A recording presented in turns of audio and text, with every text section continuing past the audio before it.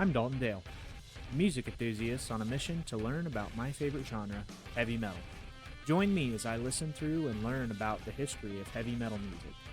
We'll be talking about bands, albums, songs, and historical events that helped create the metal music genre as we know it today.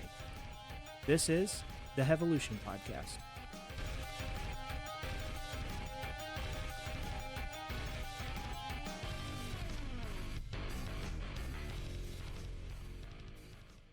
Hey everyone, Dalton here. Welcome to this week's episode of the Hevolution Podcast. I just wanted to give a quick note here before we got started. I jumped into editing this week, and apparently my internet connection was trash while I was recording this week's episode. All the audio sounds great, but if you are used to watching this on video, just be aware you're going to see a lot of little dips in synchronization between the audio and the video. I apologize for that. I'm still working out some kinks. I'm pretty new and I'm doing this all myself. I appreciate your patience. Just want to give you a quick heads up before we jump in. Thanks again, as always, and I hope you enjoy. Hey everyone, what's going on? Welcome to the Hevolution Podcast. I am your host, Dalton Dale. Excited to be here with you guys today. It's a really hot day outside. It's gross. I'm inside. I'm hanging out and keeping cool, and I hope you guys are doing the same. It's been a really good week this week. Football is back, baby. I'm a diehard Chiefs fan. Really excited for the season. Don't you worry. For those of you out there thinking, oh, he probably got on the Chiefs bandwagon when Mahomes started. I didn't. I've been watching football, specifically Chiefs football, since the Matt Castle years, and it was painful and it was brutal. But here we are. We've got Mahomes, we've got Andy Reid, and we've got a whole stellar cast around them. I'm excited for it to be back. Fantasy football is also around the corner for it. And then not too long after that, hockey season will start, and it's going to be good. I'm excited. It's been good. This week, I've been heavily promoting last week's episode. I hope you guys have checked it out. It was a super good one. I had the chance to sit down with a friend of mine's son, Jensen, and talk about his project, Hellraiser. And we just chatted about guitar and what got him started and a little bit about Stranger Things and bands that inspire him. It was a really good interview. Hope you'll go check it out. Leave some feedback. Check it out and post about it on Facebook. Tell all your friends. You know, like that Taking Back Sunday song. And will you tell all your friends? That's probably about as good as Adam sings it these days, at least from the videos I've seen. So anyways, tell everybody about it. Go check it out. Make sure to subscribe. I really appreciate everything that I've gotten so far. I'm up to 19 subscribers on Spotify specifically. I don't have great means of accessing what my counts are like on other platforms, but we're up to almost 150 listens across all platforms, which absolutely blows my mind. So thank you so much. I say this every single week, but I'm incredibly grateful for everybody who tunes in and everybody who shares or likes or comments or gives any kind of interaction. All of those things matter. They're all really important to this process, and I just appreciate every bit of love that you guys are sharing. And I've had no hate, so that's good. I'm glad for that. Thankful for that. Give you guys a quick update on where we are. I started this journey. I say this a lot, but I started this journey just trying to learn about the history of heavy metal. I'm going to continue that journey and making my way through a book called Sound of the Beast, The Complete Headbanging History of Heavy Metal. If you are a music fan, in particular a heavy metal fan, I would highly encourage you to check out that book. It's by Ian Christie, Bazillion Points Publishing. You can go check it out. I'm not sponsored by them or anything like that at all. I just think it's a great book, and I think Ian is incredibly knowledgeable about all things heavy metal, and it is very worth the read if you are interested in the early days and where it all started and how it developed over time.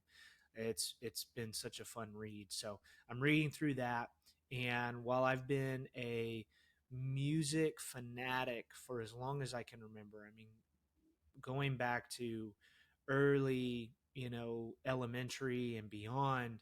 And then I started getting into heavier stuff. I would say probably, sixth grade into junior high.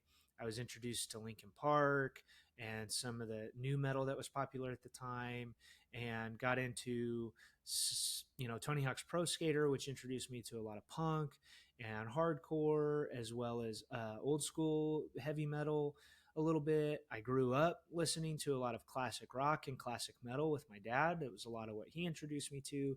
All of those things just kind of conglomerated into making me a music fanatic that I am today.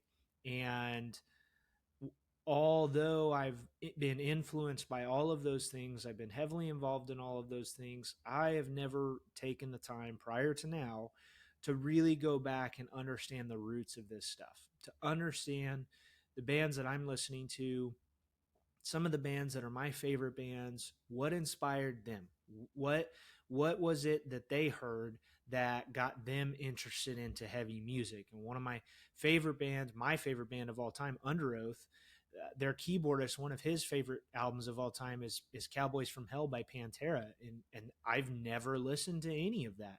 So, I am really fascinated by what bands are inspired by who I'm listening to for this podcast, and then going back and listening to those bands talk about these early metal bands: Iron Maiden, Judas Priest, Motorhead, Black Sabbath, Metallica, Anthrax, Slayer, Exodus, all Saxon, all of these guys. Venom is another one. I mean, all of these bands were bands that ended up inspiring the bands that I love and the bands that I've gotten introduced to and grown up with.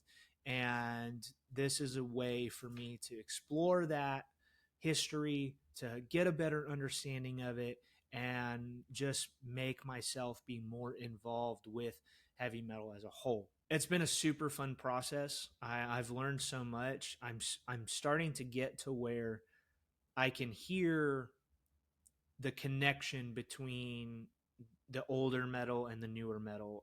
I was listening to some music today, and a Knocked Loose song came on, and there's this riff that played, and it reminded me so much of a riff that I heard on this week's album that I listened to. And I'm starting to build those connections, and I'm starting to hear all of that. And I just feel like that's such a neat way to connect with the music that I listen to on a daily basis. And it's been a lot of fun, and I'm really enjoying it. We're in the early 1980s still. We've got a really long timeline to go through. And I think from here forward, things are going to really slow down a little bit in terms of what I'm listening to for these different time periods. I have already not listened to a ton of albums and bands that were influential and impactful in some way. There's already a lot of stuff that I've skipped just for the sake of continuing to move this thing forward and find my voice and sort of find my niche and what I'm trying to accomplish here with this podcast. But I think the primary goal is to just share at a base level the history of this style of music for people who are invested and are like me that don't know or understand that history. Or maybe it's people who just enjoy historical conversation about any kind of topic. Or maybe it's people who aren't interested in heavy metal at all, but are curious about its roots, curious about why it got so popular. Whatever that reason is that you're listening, um, I hope that I'm able to kind of fill some of those gaps and give a base level. I'm not an expert here. I'm learning all of this for the first time, and I'm just sharing my findings. I'm sharing what I'm learning, and I'm sharing my thoughts and opinions along the way. And I'm grateful to have a platform to do that. I hope that as I continue to grow and as I continue to learn, that I'll be able to go back and I'll be able to revisit some things. This week I was listening to um, the album that we're going to talk about today, and a band got mentioned as an early pioneer of thrash metal that I haven't listened to at all. and had put out albums before what we're talking about today. And so I already know there's going to be things that I'm going to have to go backwards and check out. I'm going to have to go back in the timeline and listen to some things to kind of connect the whole way through. So eventually we'll get out of a more chronological format and I'll be bouncing around a little bit, but the main goal is to really take us from where everything started, which predominantly most people suggest is Black Sabbath in the Black Sabbath album. There's a lot of arguments for Led Zeppelin and you know the Rolling Stones and things like that, but predominantly the widely agreed on starting point for heavy metal is Black Sabbath, and work my way forward out of that 1970 album and into the 80s as we cover speed, thrash, power, video, metal, all of those that come out. Then, as we get in through the mid 80s, we'll start tucking into black metal, death metal, some of those other styles and sounds that were being developed in Europe as they were moving out of, they were taking steps out of the new wave of British heavy metal and kind of going in a different direction than America. America took on some of new wave of British heavy metal sounds and styles and turned it into their own thing, but it stayed quite a bit lighter in sound and a little more true to traditional heavy metal sound until you get to the mid 80s when some more extreme vocals get introduced through bands like Slayer and Anthrax and some of those. And then it starts to kind of branch off from there. And of course, at that point, too, some of those sounds that were heavier, that were darker themed, that were darker sounding, even satanic in some ways, will make their way over to the States and start to impact music that way. And things are really going to start to split and branch into the different subgenres that heavy metal becomes as we work our way through the 80s. So yeah, it's been a lot of fun, and we'll continue on that timeline, and I'll continue to just share what I learn with you guys, and you can learn along with me and listen along with me, and hopefully maybe there'll be some albums that I'm listening to that I share some thoughts on, and maybe it's an album you've listened to that you'll think about it a little bit differently, or you'll hear something differently than what I hear. Share those thoughts, share those opinions. Follow me on Facebook, and let's start a conversation about that. I'm really big on getting insight from people who have been into this for a long time, or oftentimes I'll talk about conversations with my dad who grew up with this and remembers a lot about just hearing this stuff for the first time. And I'm really big on that because it really helps give me a lot of different perspective about this style of music and about the bands that impacted that style of music and how it impacted different people individually. I think that's something that is so critical and key with music in general is how it impacts people individually. It's an art form, and everybody's going to see and feel things a little bit differently as it relates to this art form. And for me, that's why I've gravitated toward heavy metal as a whole growing up is, in my opinion, it carries some of the best emotion. It holds and talks about some of the most important topics of the world. In some cases, obviously not every case. There's exceptions to that, but by and large, to me, it's a music that is more emotionally charged for me, and I think that that's why I'm drawn towards it more. Is I'm able to feel a deeper connection to it than most of your more popular music. That's not to say I don't get down to some T Swift. That's not to say I don't enjoy some of those radio hits. They're a lot of fun and they're catchy for a reason. I just listen to this and I'm drawn to heavy metal more because of its emotional connection that it has. Let's I'm going to take a break and pause for a little bit of an ad, we'll call it, and I'll be right back. Today's episode is brought to you by the sick haircut. I went down to my boy Mike down at Lost Boys Barber Company, got a haircut today. For those of you not watching video, it's beautiful. You just have to take my word for it. Thank you, Mike, for the slick cut. Appreciate it. Told you I'd give you a shout out today, so here it is. Hope you're listening. Everybody, if you live in this area, Branson, Springfield area, go check out Lost Boys Barber Company. If you're traveling through, you need a haircut. All the guys there, they're awesome. Super great vibe. I've been going to Mike now for about 5, maybe 6 years. since he opened the shop down there and recently moved to a new location. It's great. Check it out. Lost Boys Barber Company. I'm not being paid for this. Actually, I paid for my haircut. So I guess it's not really brought to you by this. I'm just, this is just my own thing. Anyways, Lost Boys Barber Company. Check it out. All right. I hope you enjoyed that. I told my barber today I was going to do a faux advertisement, just trying to make this thing sound legit, right? When you're listening to podcasts and you got ads read by the host, hey, that's all I'm trying to do here. So hope you enjoyed that. Go check out my buddy Mike and his team down at Lost Boys if you're in this area, and get yourself a cut, get yourself a beard trim, whatever that is. Support them. He runs a rad business, and check it out. This week, we are jumping into a band that I have been looking forward to getting into for quite some time. I have talked about this band multiple times on the podcast, in my TikTok series. I've even covered one of their songs from a previous compilation album that we listened to. And I have been ready to get to this moment in time for a long time, since I started this thing. Because while I may not like this band, I have always stated that I know, I appreciate, and I understand their impact on heavy metal music as we know it today. This is a band that has been heavily influential into many of the bands that I listen to.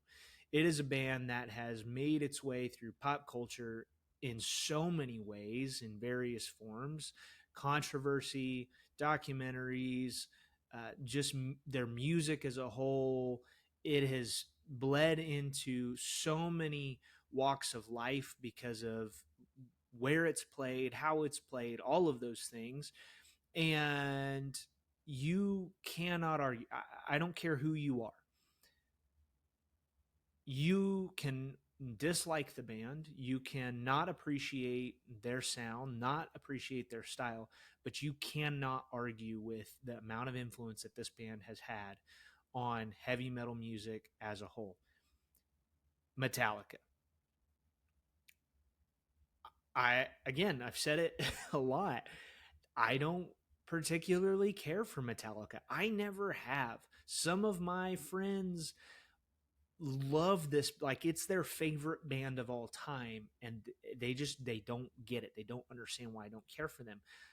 I have always said that I recognize their contribution to heavy metal music, and listening to this week's album, I can hear it.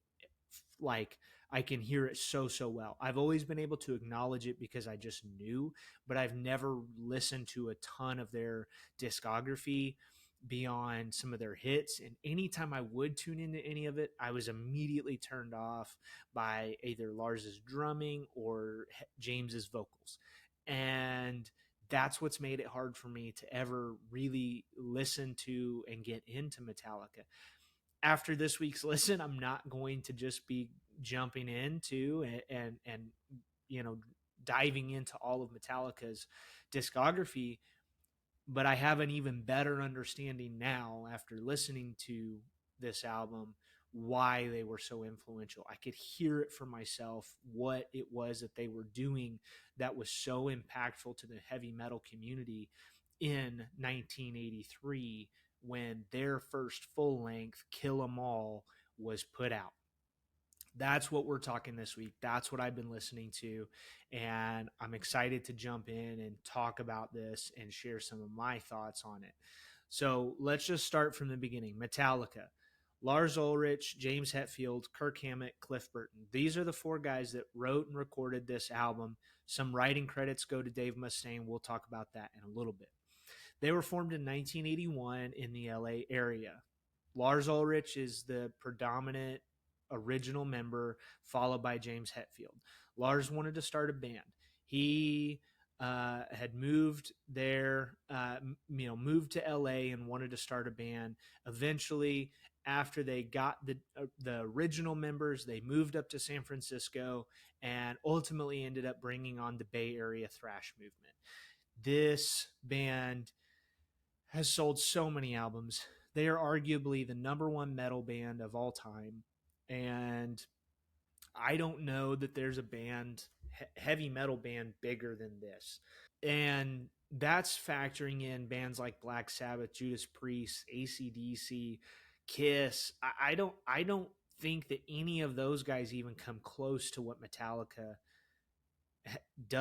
has done, and honestly will keep doing. They just put out a new album this year, and I will be interested to see when it stops. But they came on the scene in 1981, and without realizing it, they were going to change heavy metal music forever. So let's jump in. I'm going to hit you with some quick hits. Number one, Lars and his family are originally from Denmark.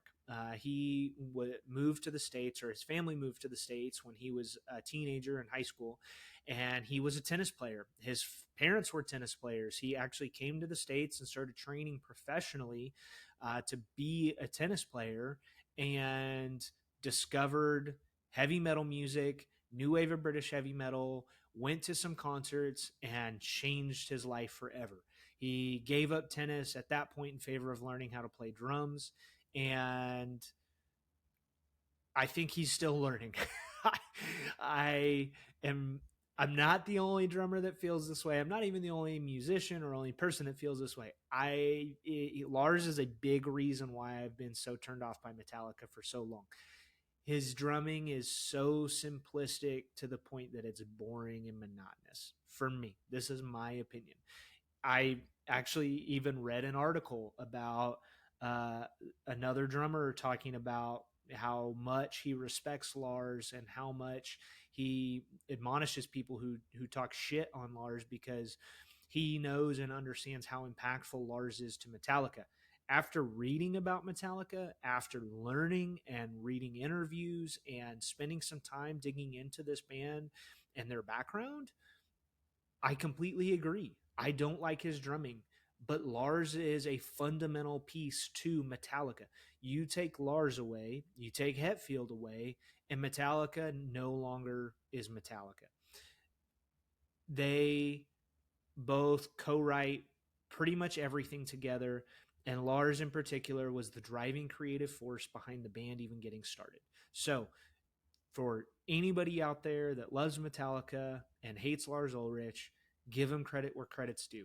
He Metallica would not exist if it was not for Lars. And again, that comes from somebody who has always stated very bluntly that I just think his drumming is terrible. He's smart. He knows drums very, very well. I watched a video of him the other day on the Howard Stern show explaining. Howard had asked him a question about what's the most difficult songs to play, and Lars had started to explain that there are songs that are physically difficult and then songs that are mentally difficult, and started to explain why the mental challenge comes in some of those songs. And so he understands it. He understands the fundamentals, and I think what he lacks in technicality in his playing style, I think he makes up for in creative force that he brings to the band. Quick hit number two, Dave Mustaine. I mentioned this a bit ago. He has some writing credits to about 4 songs on this album. Dave Mustaine was the original guitarist for Metallica along with James. Dave eventually was kicked out of the band about a week before this album was recorded. It's a very notorious story if you are familiar with the band at all. I didn't learn it until I covered the song "Hit the Lights" from this album, which was featured. It's their first recorded song, and it was featured on Metal Massacre. You can go back to my TikTok page and check out my whole video on that. I did a side gig with my friend Bobby. It was a lot of fun, but we talked about Metallica and "Hit the Lights," and Dave was in the band, and he got kicked out a week before this was recorded. He had a severe drinking problem, and it was causing a lot of problems within the band. So the band bought him a bus ticket. They packed up all of his things when he didn't realize it and gave them to him the next morning and put him on a bus and said, "Go home." It You can go look it up. Just go Google Dave Mustaine, Metallica. You can learn all about it, all the details, hear all their opinions. It's a big feud back and forth. Sometimes they say everything's fine, there's no hard feelings, and other times it's not that case. Not the Yeah, it's just not that way. So hard to know where feelings actually lie with all of that, but it is a thing that happened. Uh, Dave Mustaine went on to form another massive band to the heavy metal community, albeit not as massive as Metallica, but he formed Megadeth and is still performing with Megadeth to this day. Megadeth ultimately becomes what's referred to as one of the big four. For those of you that aren't familiar with what that is, the big four are bands that are credited and attributed to helping birth multiple genres of heavy metal music, and that's Metallica, Megadeth, Slayer, and Anthrax. So, needless to say, Dave Mustaine is a critical piece to heavy metal history as well. He ended up being replaced by Kirk Hammett, who still plays with Metallica, but Kirk was the former guitarist of Exodus, and that is the band I mentioned earlier when I was talking about listening to this band and learning about Exodus as being who a lot of people give credit to founding thrash metal prior to Metallica even coming out, and I've never listened to any of their stuff. So that's a band I'm going to have to add to my list and go check out at some point. Quick hit number 3, and then we'll dig into the meat and potatoes of the album. This album was released July 25th, 1983. It was originally titled Metal Up Your Ass, which is a hilarious album title to me in general because it's so on the nose, but also kind of like I can't even figure out the I can't even figure out the words for it. It's a bold choice. I'll just say that. They ended up having to change it because the album cover featured a hand coming out of a toilet wielding a dagger. Metal up your ass, right? And pretty much every distributor was just like, no, absolutely not. We're not putting that album out. Cover, title, all of it, not happening. So the record management company or their management and record company that they were signed with, uh, you know, kind of said, hey, look, you're going to be able to put this album out, but we got to change the name. We got to change the album artwork. I read somewhere that that album artwork ended up making its way onto a T-shirt at some point and became one of their most popular T-shirts of all time. So I think it lives on somewhere. But ultimately, they resulted in Kill 'Em All, which was a name credited to Cliff Burton, their bassist at the time, and that's what they stuck with. They changed the album artwork. It's still has a heavy metal vibe to it, but it's definitely not quite as on the nose as that one. So I'm gonna take another quick little break here, and we'll be right back. Today's episode is brought to you by convincing my 3 dogs to stay quiet in the bedroom for 45 minutes while I record this.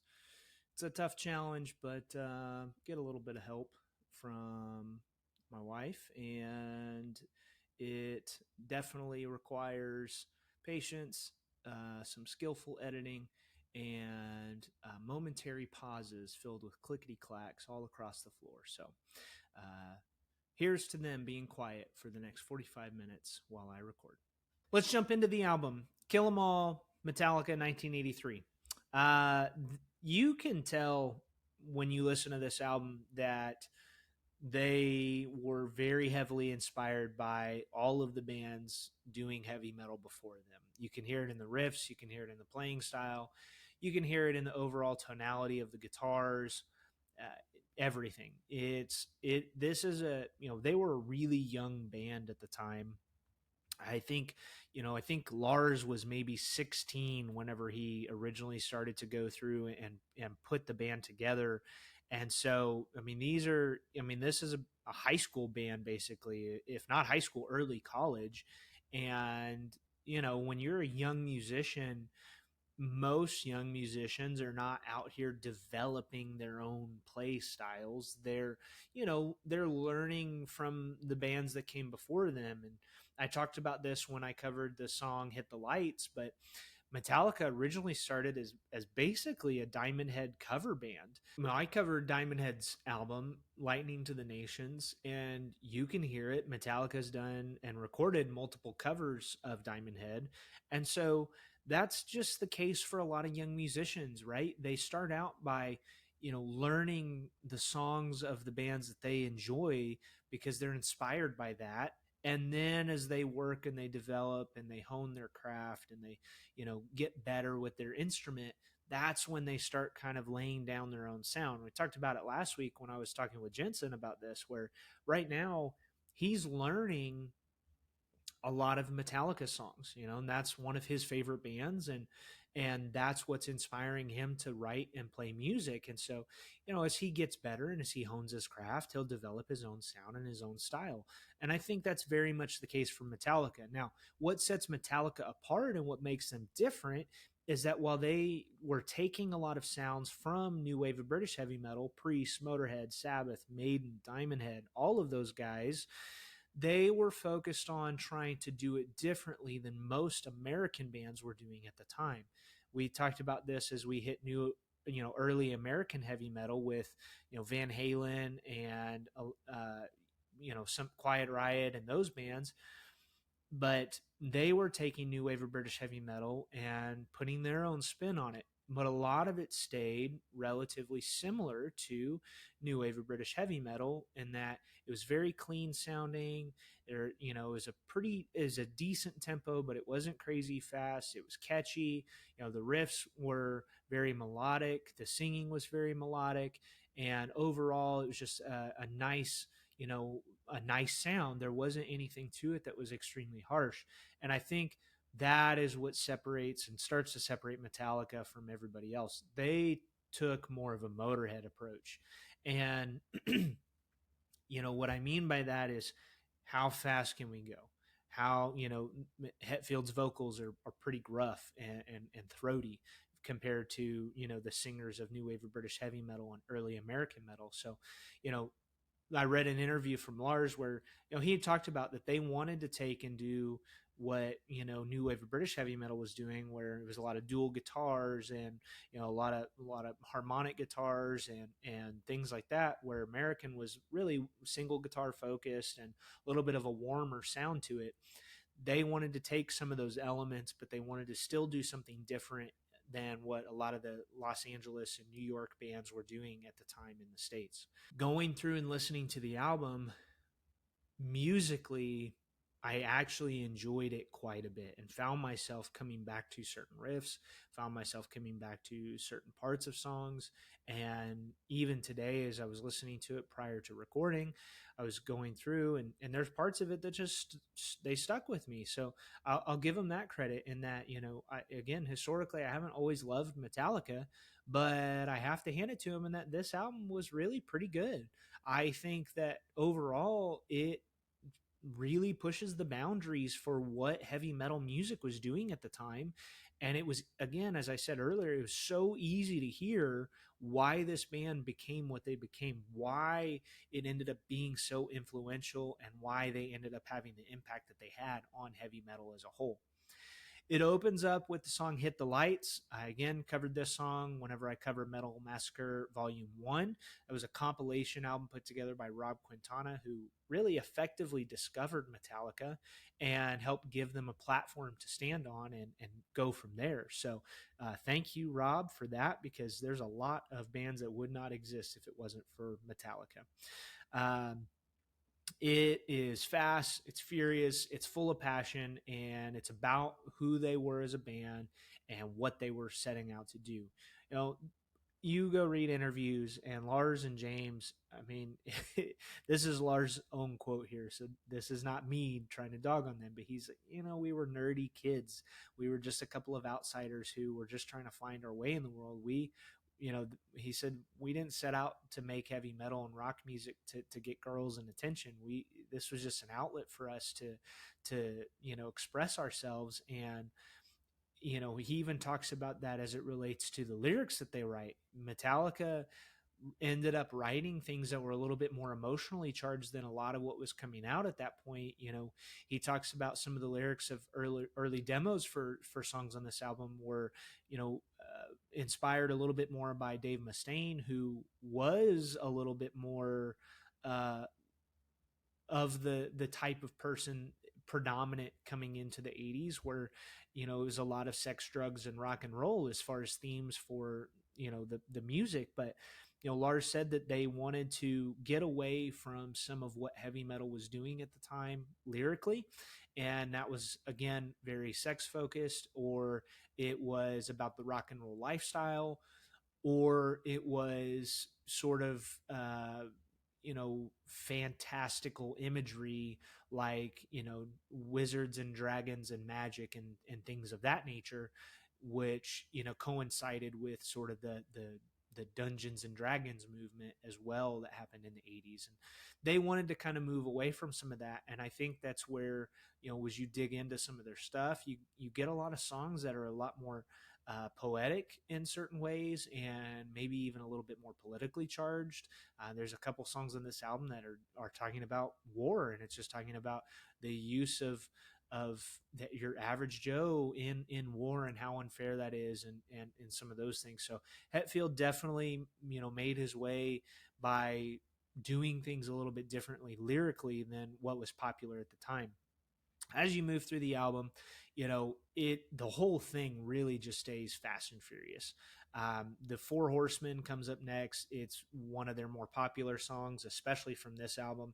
That was one that Dave Mustaine helped co-write, and you can hear the play style. And eventually, Mustaine, I think, took some of the original writing for this and made another song out of it for Megadeth.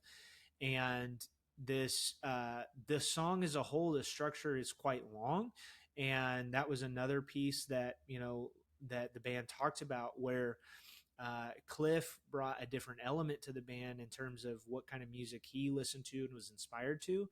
And they would go listen to artists that were not doing heavy metal and try to take elements from that they enjoyed. And some of that was just longer songs that sort of spanned and covered a lot of different territory, rather than just sticking to one riff and verse chorus out and you're done. They wanted to do something a little bit different, and Four Horsemen does that. I mean, the riff changes completely as you get 2/3 of the way through the song. They often referred to themselves as power metal, but I think this album is a very good jumping off point of what will become speed, thrash, power, metal, all of those subgenres that kind of come out in the 80s. This album carries a lot of elements that, end up making their way into all of those styles and subgenres. Moves into a song called Motor Breath. I'm not going to cover every track here. These are just some of my notes, but Motor Breath caught my attention, particularly in how punk derived it sounds. Very late 70s punk music, and coincidentally sounds very similar to something Motorhead would write. The name Motor Breath is a coincidence, according to the band, but the overall sound and style of it, it's riffing and sound. It very much reminds me of that late 70s punk, which and then combining the heavier elements of heavy metal, which is a big part of what Motorhead was doing when they put out Overkill and Ace of Spades and things like that. So again, just these are young musicians who are inspired by the bands before them, and they're just trying to write stuff that they think sounds cool, that that makes them feel a certain way. And ultimately, you're just going to hear others of those bands come out through that playing, as early in their musicianship as this was. It goes on to, there's a track called Anesthesia, and this is one that I for sure wanted to hit, because it is such a callback. It is just a bass solo jam session, and as soon as I heard it, I immediately thought Black Sabbath and Black Sabbath album, and the track basically from that album. It's just a Geezer Butler bass solo, and that's 100% what this is. It's just Cliff laying down a bass solo. He's got some good distortion on it, and it's just groovy. You can hear who Cliff was inspired. Cliff was not a metal guy. In fact, early pictures of the band, of him with the band, it's this long-haired hippie looking dude compared to the rest of the guys. And he, listened to things more like Simon and Garfunkel and Leonard Skinner and the Eagles, a lot of that 70s rock and that style of music. And he was also more classically trained as a musician, so he just understood music a little bit differently than the rest of these guys, where Lars was self-taught and Hetfield was self-taught. They didn't have the more standardized training that Cliff had, and you can hear that in this bass solo. It's just him riffing away, laying it down, and it's very much a callback to that track from that Black Sabbath album. Again, just a young band taking things that they've heard and being inspired by it and trying to do something a little bit differently. That's, to me, that's the theme of this whole album. This is just a young band coming onto the heavy metal scene and saying, we're going to put our mark on this. We're going to do something different, and let's see how it pans out. They didn't plan on having a ton of crazy success.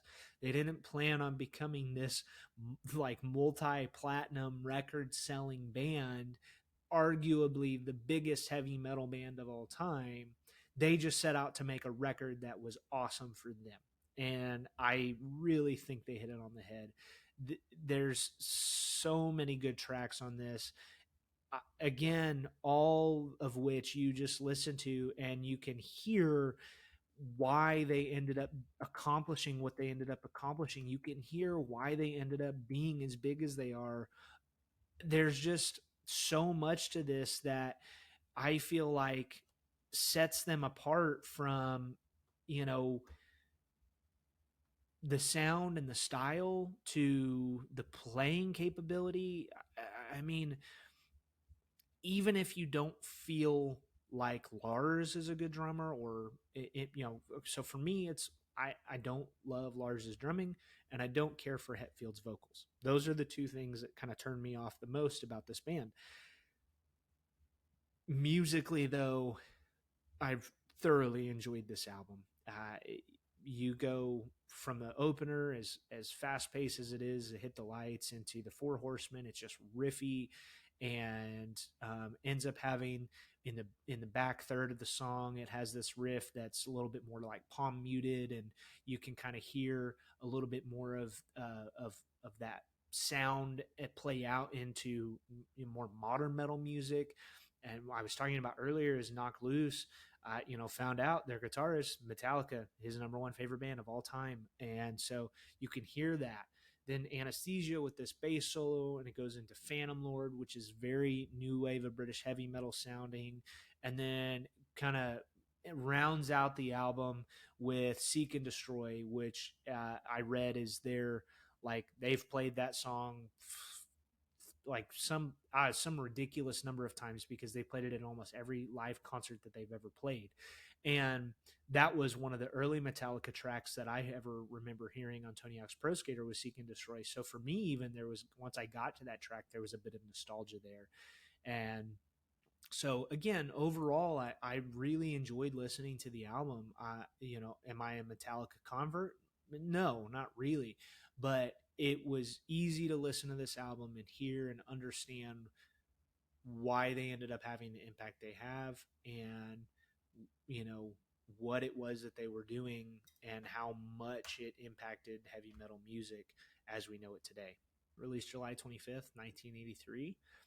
It's 40 years old now. Which, I think that there's tracks on that album that really hold up over time.